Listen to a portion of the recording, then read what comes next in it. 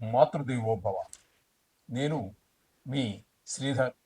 నా నెంబర్ 9295909819.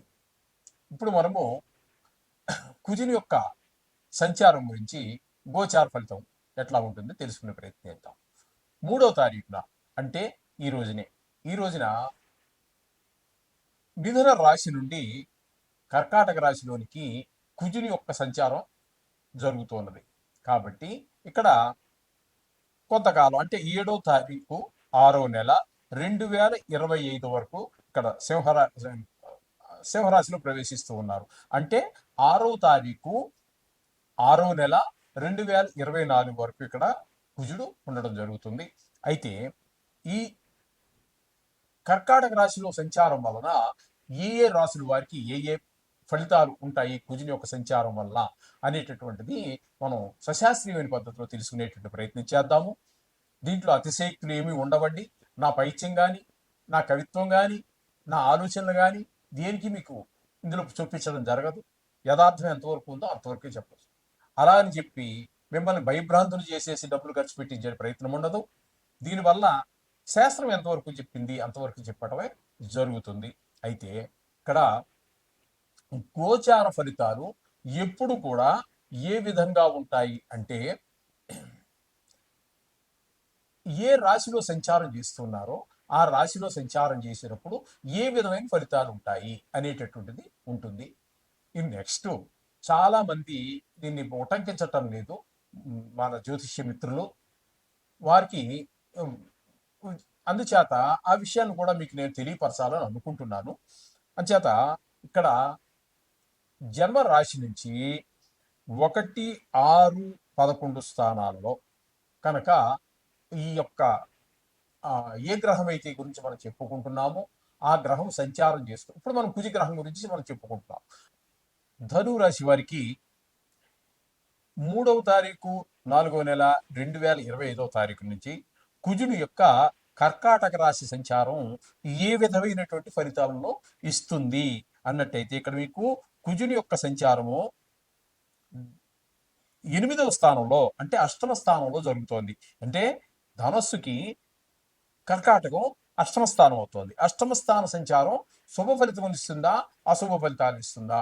శుభ ఫలితం ఇచ్చేటట్టయితే ఏ విధమైనటువంటి శుభ ఫలితాలను ఇస్తుంది, అశుభ ఫలితాలు ఇచ్చేటట్టయితే ఏ విధమైన కష్టాలు కలగజేస్తాడు అనేటటువంటిది ఇప్పుడు మనం సశాస్త్రీయంగా తెలుసుకునేటువంటి ప్రయత్నం చేద్దామండి.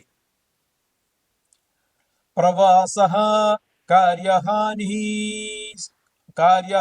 స్యాత్, కాసరోగ ప్రపీడనం స్థాన నాశ రుణఛేద అష్టమస్తే ధరాసుతే.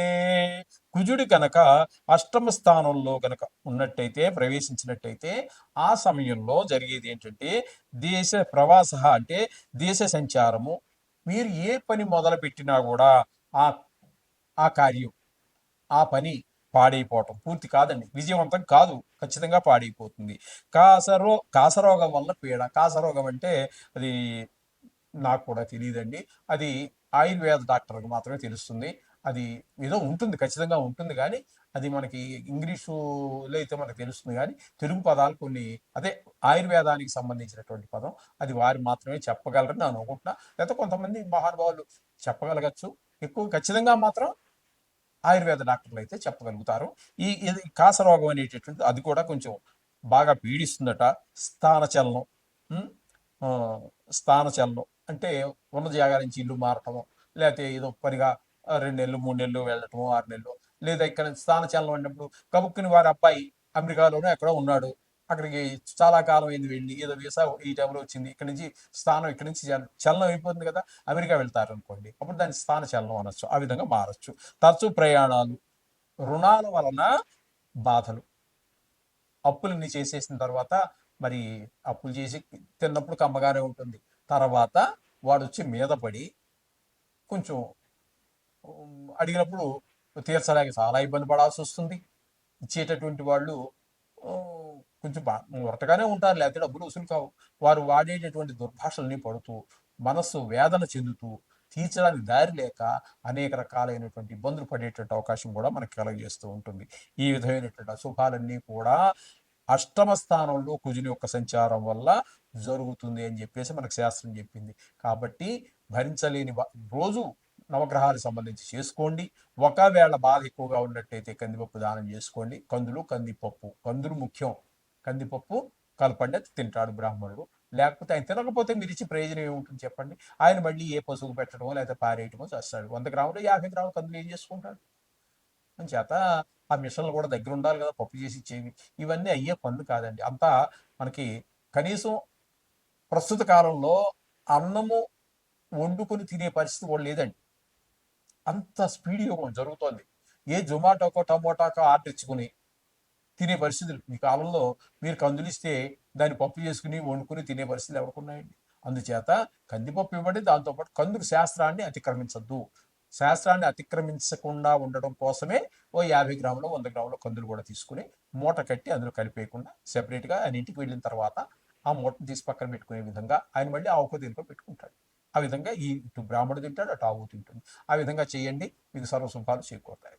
శుభం.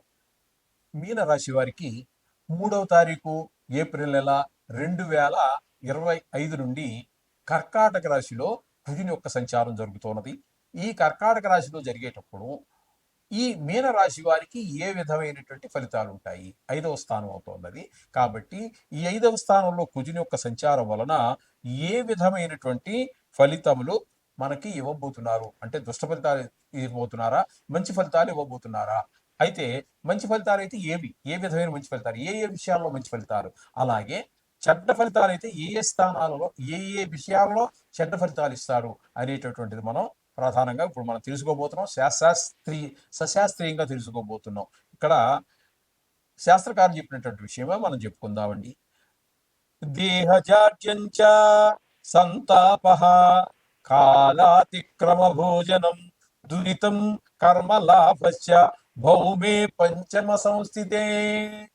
భౌమే అంటే కుజుడు పంచమ సంస్థితే, పంచమ భావంలో సంచరించేటప్పుడు వచ్చే ఫలితాలు ఏ విధంగా ఉంటాయంటే, దేహజాడ్యం శరీరానికి రోగాలు రావటం, సంతాప విచారం కలగటం, కాలాతిక్రమ భోజనం అకాల భోజనం.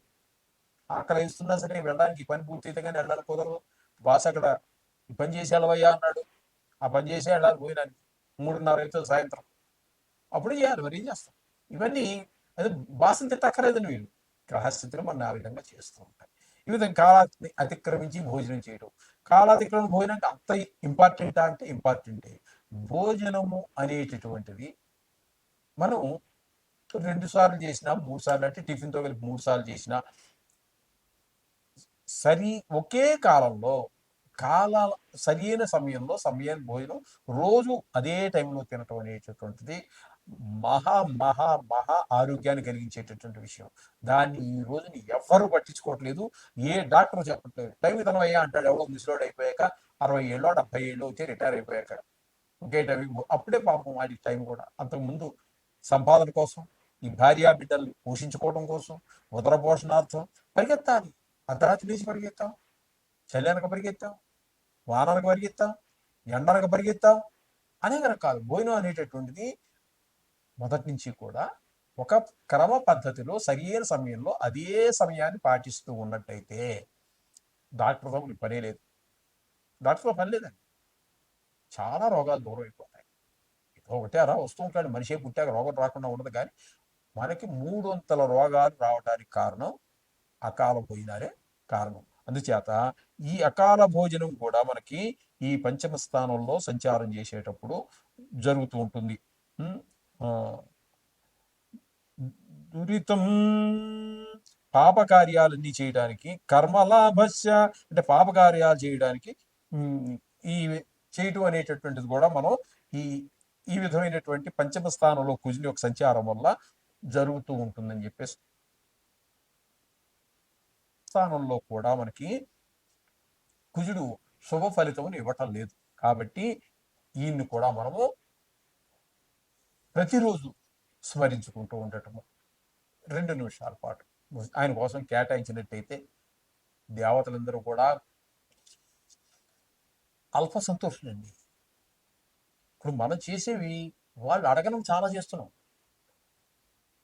మన నియమ నిష్ట కోసం మనం చేస్తున్నాం. వాళ్ళు అడిగింది ఏంటండి? చాలా సమయాన్ని వాళ్ళు చెప్పినట్టు నడవమన్నారు. ఎక్కువ నువ్వేదో అన్నీ మానేసేసి మొత్తం ఒక లారీ పూలు తెచ్చేసి, ఒక లారీ కొబ్బరికాయలు తెచ్చేసి, లారీ అరటిపళ్ళు తెచ్చి పూజ చేయమని ఎక్కడా మనకేమి అంత ఇది లేదు. భక్తి ప్రధానంగా దేవుని ప్రార్థించండి.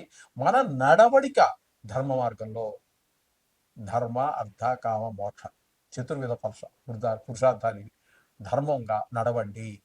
అర్థం అంటే ధనం, ధనం కూడా ధర్మంగా ఈ మొదట ఉన్నటువంటి ధర్మం అనేటటువంటిది ఈ అర్థం సంపాదించినప్పుడు అంటే ధనాన్ని సంపాదించినప్పుడు కూడా అక్రమ మార్గం పని చేయదు. అది విషంతో సమానం. చేత అది కూడా ధర్మంగా సంపాదించు. ధర్మ, అర్థ, కామం అది కూడా ధర్మంగానే ఉండాలి. నేను దానికోసం పుట్టాను చెప్పి విచ్చలవిడి స్వేచ్ఛ చండాల పనులన్నీ చేసినట్టయితే మహాపాతకాలు చుట్టుకుంటాయి. ప్రస్తుతం అర్జెంటుగా రోగాలు చుట్టుకుంటాయి, తర్వాత మహాపాతకాలు చుట్టుకుంటాయి. అర్ధ కామ మోక్ష, అర్ధ కామ మోక్ష, ధర్మ, అర్ధ, కామ, మోక్షం అనే దానికి మీరు ఏ ప్రయత్నం చేయక్కర్లా. ఈ మొట్టమొదటి చెప్పారు చూడండి, ధర్మ, అర్ధ, కామ.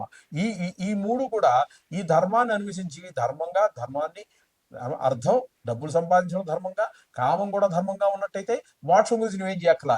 అది నీకు బోనస్, మీకు బోనస్ అది.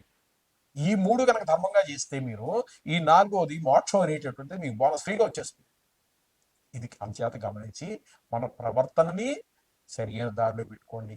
ఎవరి డబ్బుకి ఆశించవద్దు, ఏ అన్యాయానికి పాల్పడవద్దు. మనం పుట్టిందే అందుకు. అసలు భగవంతుడు 64 లక్షల జీవరాశుల్లో మన ఉత్తముడుగా తయారు చేయాలని పుట్టించాడు.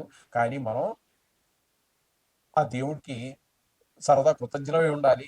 కానీ ఆయన చెప్పిన వాటికి, ఆయన ఉద్దేశానికి పూర్తి విరుద్ధంగా మన జీవితం సాగుతోంది. ఇది కరెక్ట్ కాదు. ధర్మంగా నడవండి, ధర్మంగా సంపాదించండి, ధర్మార్థ కామ మోక్షాలన్నీ సక్రమంగా చేసినట్టయితే మీకు ఇహలోకంలో అన్ని సుఖాలు, పరలోకంలో ఇంక చెప్పాల్సిన పని లేదు. స్వర్గం కాదండి, స్వర్గం అనేది శాశ్వతం కాదు. మీ పుణ్యమైపోయిన మళ్ళీ వచ్చేస్తాను మోక్షం.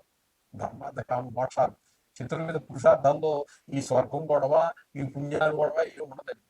అది జన్మరాహిత్యానికి సంబంధించినటువంటి. కాబట్టి ఆ విధంగా నడవండి, సకల శుభాలు పొందండి. శుభం భూయాత్.